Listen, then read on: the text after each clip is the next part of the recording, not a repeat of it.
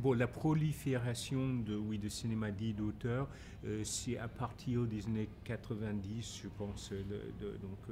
Et effectivement, c'est surtout que le terme est devenu péjoratif pour le grand public à cause d'un changement quand même dans ce public qui est dû en grande, disons, c'est dû à un mouvement mondial général, mais le vecteur principal de ce que j'appelle la barbarisation du public, c'est la télévision.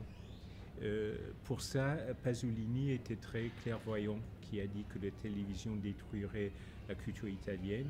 Et là, c'est un cas très net de cinéma italien entre la fin de la guerre et la fin des années 70. C'était en Europe peut-être le plus riche, en tout cas un des plus riches. Et maintenant, ça n'existe plus, le cinéma d'auteur italien.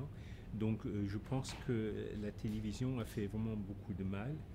Et il y a eu un moment où, au moins en France, la télévision, en quelque sorte, rachetait son péché puisqu'elle finançait le cinéma d'auteur. Mais ce n'est plus le cas aujourd'hui. Le vrai cinéma auteur est systématiquement refusé par les télévisions et la télévision finance quelque chose qui présente comme du cinéma d'auteur.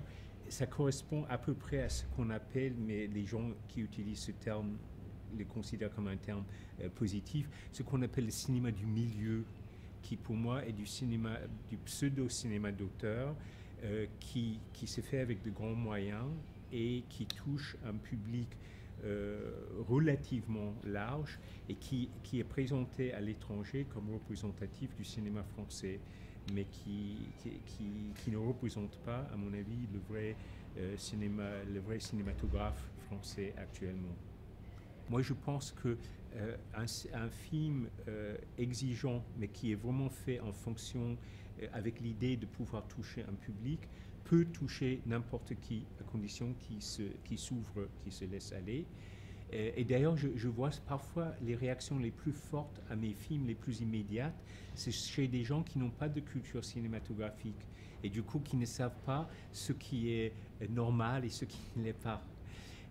Mais par contre, je pense que l'art doit avoir des critères très élevés.